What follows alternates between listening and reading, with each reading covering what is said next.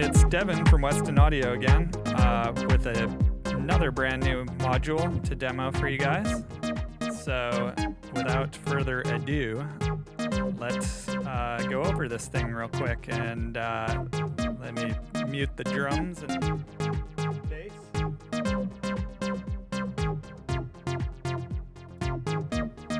Alrighty. So what we have here is a module that I actually had in my demo case at this year's KnobCon, which was my first KnobCon experience, and it was awesome. So I hope everyone that was there also felt that way, and thanks for stopping by my booth, and yeah, I can't wait to do it again next year. So this module, which was in the demo there, that some of y'all might have played with, is the SF1 stereo/dual BCF. It is two identical 4-pole low-pass VCFs with pole mixing options and two concurrent outputs in a 18 HP. So each filter that you can see kind of divided down the middle is identical. The controls are the same, other than the resonance knobs are on the inside and the cutoffs are on the outside for ease of use. And yeah, that's how that works. Each filter is independent, but it may be linked, so to speak, with this link button when the light is red. And when that is on, these controls here that consist of the resonance, the cutoff, the CV for cutoff and its attenuverter, and the resonance CV, all on the left side, control both filters. So if I turn that off, now you can hear the right channel is back to being controlled on its own. I put the link on. Now the left controls drive the bus, so to speak. And yeah, I've got kind of a basic patch going here, just using a couple different VCOs to get some different harmonics to separate the left and right channel that you'll be able to hear. And that's really it. So let me show some of the outputs here, and I know you guys are gonna freak on me if I don't turn these effects off. So let me turn the lovely reverb and delay off.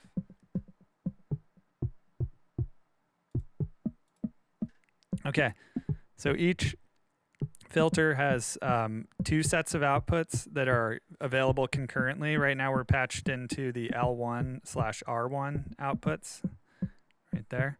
And then there's also L2 and R2, which we'll go into a little later.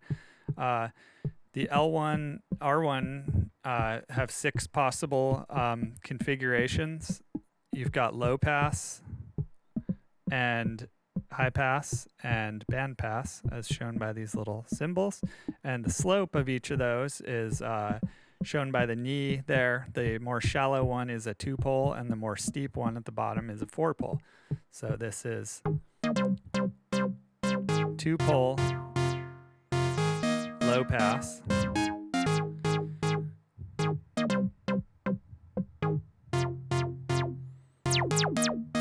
Plenty of resonance available.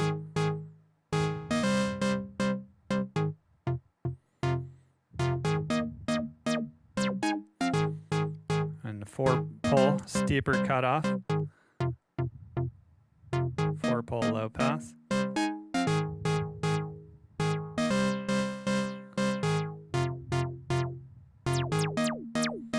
Resonance characteristic is a little bit different.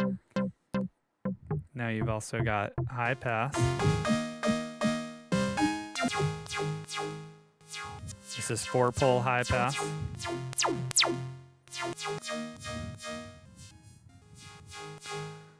2-pole high pass.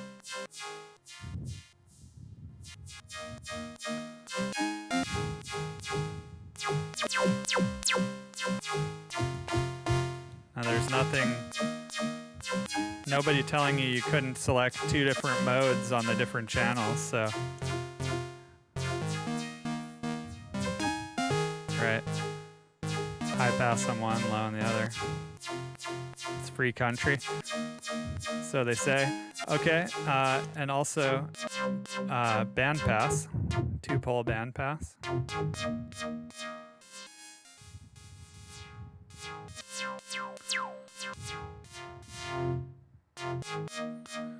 And a 4-pole bandpass.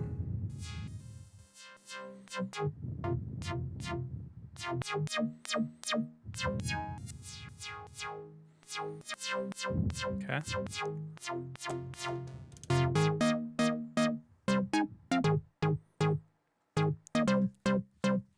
Now we're back to low pass, 2-pole.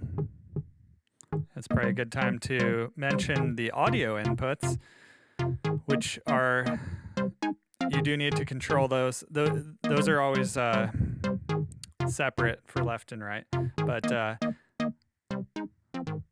they have a detent pot as well, and everything past the click in the middle. The click is exactly unity, is an overdrive, which is pretty sweet.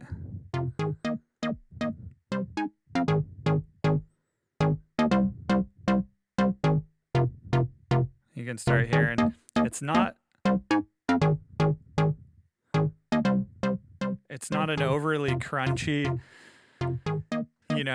10 tube screamers type of overdrive, but it certainly brings out some heft and harmonics if you want to use that. Okay, now, and actually, if you were, yes, I mentioned that these are, the pitch CVs are attenuverters, so you could just as easily have this positive going ramp close the filter, right? With this attenuverter, and the click in the middle is nothing, and so forth, plus to the positive, to the clockwise, and vice versa. And actually, another thing you could do with a patch like this is just crank up the resonance, and now you've almost got kind of a kick drum or some kind of percussive thing, right?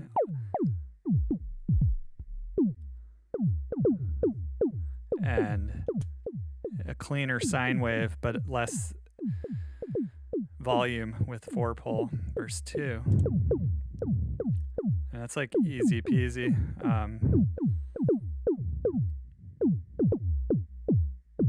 Kind of percussive sounds with this filter.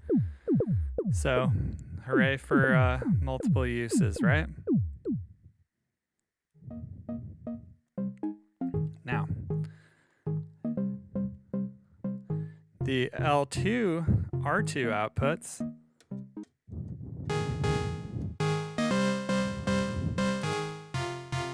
the top one is a notch.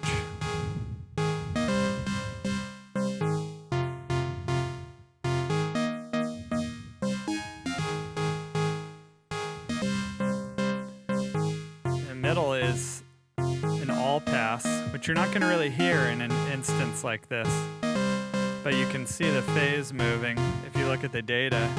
And I'll patch something in here, I'll repatch and show you how that goes.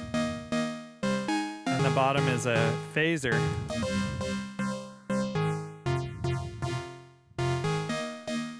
And the phaser is, in this mode, it might even be cooler to unlink and, move the cutoff separately. Right? So those phaser combs move around independently. Let's go back real quick to L1R1. Now the output of the filter, everything goes through a voltage controlled panner or crossfader. which you see these controls for in the middle. So if I go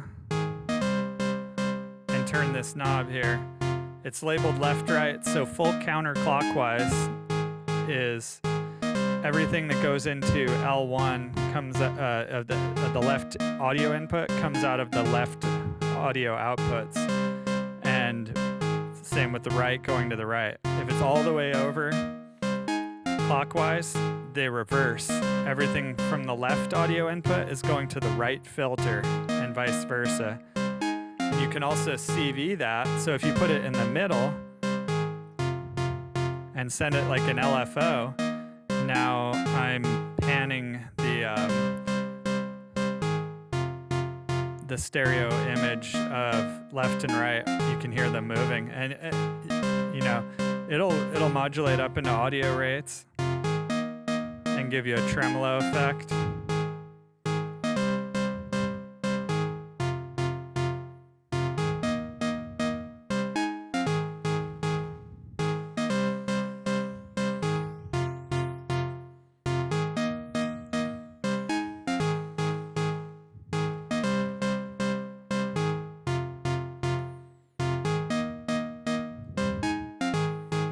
So that's fun. Alrighty. So just so you can get a visual of what's happening with the all-pass filter, let me just simplify things. And yeah, what do we want to do here?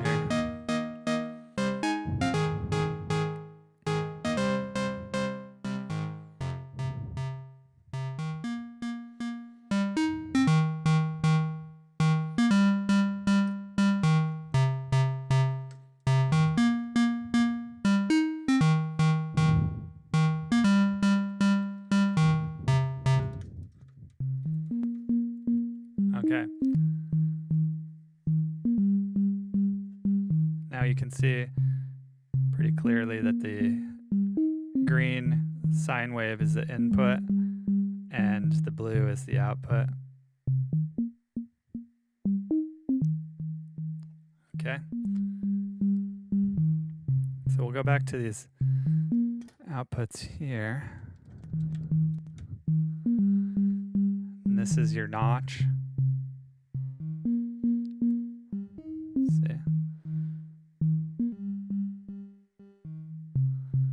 And the phaser, wow, bumped the camera there. Not phaser, all pass. This just moves the phase 360 degrees. And you can modulate that.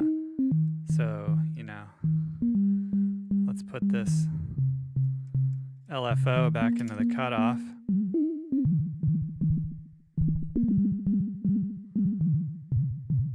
Get some kind of cool underwater sounds with that. And the phaser, which has 2 dips.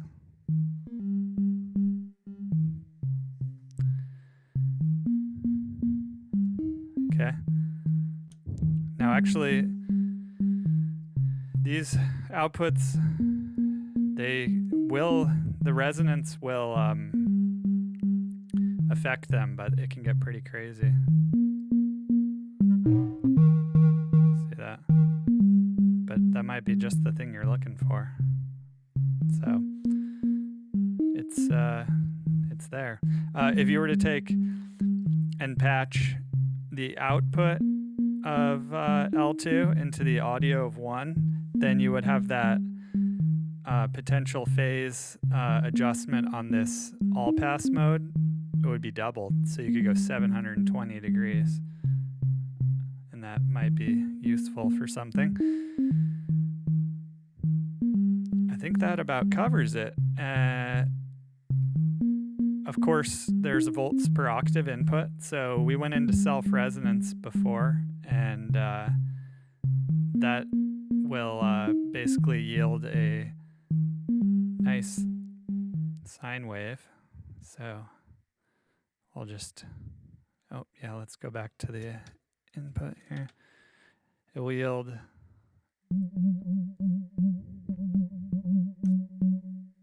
a nice sine wave. You're just hearing the VCA getting triggered, but yeah. 2-pole will give you a less pretty sine wave that's 10 volts peak to peak, and 4-pole will give you a really pretty sine wave that's 5 volts peak to peak. You can see there. And you could just use that like an oscillator. And yeah, you can also turn that down and just hit the cutoff.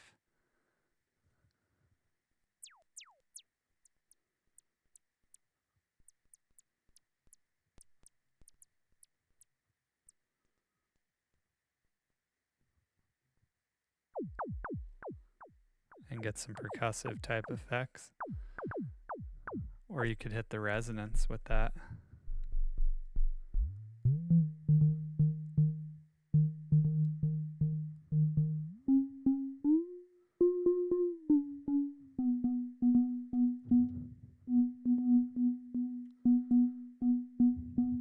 And you could use that in conjunction with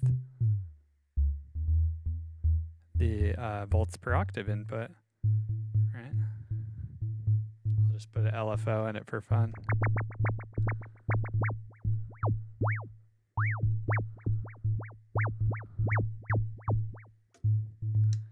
So, lots of little options that you could use this filter for. So, I hope that was interesting for everyone, and that you might consider picking one of these up. And with that, we will go out